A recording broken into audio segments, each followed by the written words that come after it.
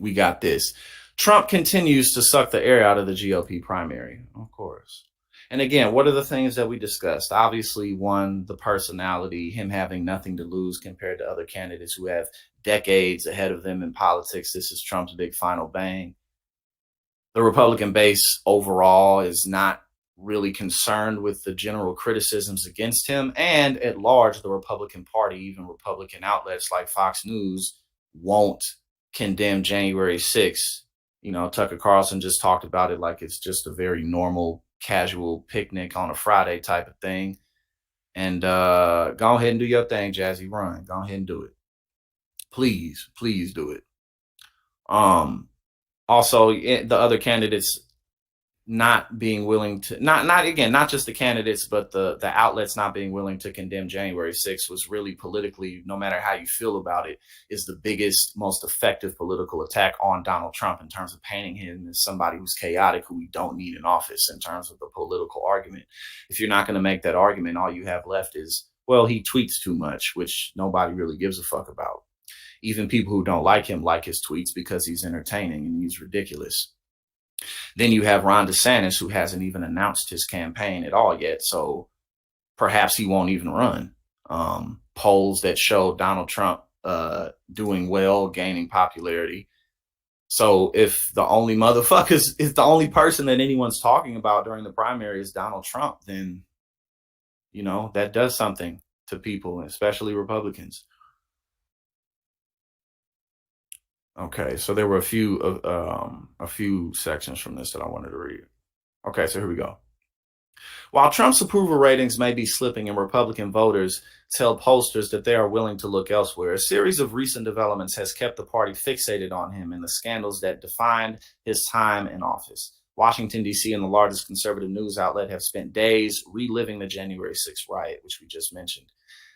And the specter of a Trump indictment in New York portends an early primary season spent relitigating his record. There's no question that he's a giant in the middle of the room and other people will define themselves in comparison to him. And again, the problem with that is that these people who are running against him aren't really willing to differentiate themselves with him, other than saying like, oh, well, I'm younger than he is. And, you know, it's like, oh, well, I'm like Donald Trump, but I'm not Donald Trump. Like, that shit is weak. And here we go. Look at the defiance and how far he's obviously willing to go. In recent days, Trump said he will absolutely stay in the race, even if he is indicted, and that it would likely enhance his numbers. Far from distancing himself from the riot at the Capitol on January 6th, a general election liability with independents and pro-democracy Republicans, Trump has suggested pardoning some January 6th defendants and recently collaborated on a song with some of them. I saw that in some blurb somewhere. I have to listen to the song. Have any of y'all listened to that? More traditionalist Republicans winced at that. And again, when Fox's Tucker Carlson aired footage downplaying violence at the Capitol, they're just handing this dude the nomination.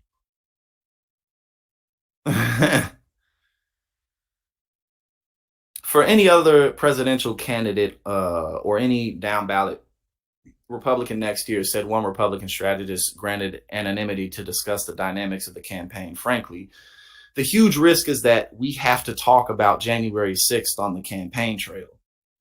And again, the problem with that is that if they denounce January 6th, they're going to be denouncing themselves along with the entire Republican base. They spent all this time defending January 6th. You can't just do a 180 and go the other direction and think that the base is going to be cool with that. They're not. You know what I'm saying? You flipping the script all of a sudden. That shit's not going to be effective. And one thing that liberals tend to do is think that conservative voters think like liberal voters, and they don't. So what the fuck are these people really going to say? The primary was always going to be, first and foremost, about the former president, who remains, despite his foibles, the front runner in the 2024 field. But after a less than red wave midterm and the first few lackluster weeks of Trump's campaign, it appeared he might not singularly set the terms of the debate. It was time for a new generation, Haley, the former ambassador to the United Nations, said when she launched her campaign, which was absolutely trash. We talked about that here. Her campaign video was horrible. Her policy stances are corny and she's not attacking Trump. She even said, I'm not going to attack Trump. Okay, well, then you're not going to beat him because, again, the bigger issue is he may have less support. He may be less popular, but he's still more popular than all these other motherfuckers in the GOP. So it doesn't matter. He's still going to cross the finish line if other people aren't even willing to throw punches at him. The problem for Republicans is that Trump is making it impossible to run anything other than yesterday's campaign. And again, yep. Okay, so basically, you know what I'm saying? The rest of this is just like a few comments and stuff that people have made about the race itself. And here's a very important comment right here. It feels like candidates are trying to break away from talking about Trump, but keep getting pulled back into it, said Bob Heckman, a Republican strategist who has worked on 9 presidential campaigns. That's all good for Trump for 2 reasons. 1, it keeps him relevant. And 2, I think it's what he wants. He wants to be the center of attention. Yes, he does. Of course, he wants to be the center of attention. And again, that's the problem, is that with Trump guaranteed to be the center of attention in this whole race, people are going to be paying more attention to Trump than they pay attention to anybody else. Because, I mean, like Marianne Williamson, she announced her campaign, but I mean, realistically, she's not going to win the primary. It's not happening. Joe Manchin has mentioned that he might run. He's not going to win that. So, you know, I just really don't see that many people on the Democratic side or even the Republican side really throwing themselves into a presidential election until 2028, until both Joe Biden and Donald Trump are just out of the way.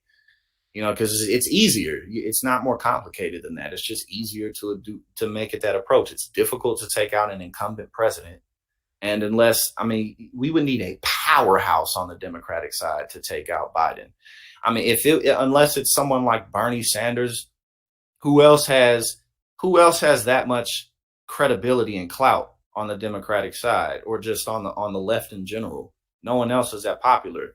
You know, other people, the left may like other people, but they you know, like, so 2028, from everything I can tell, 2028 is when we're gonna get really good candidates, really, you know, new candidates. And during this next administration, people are going to be making a name for themselves in a variety of ways.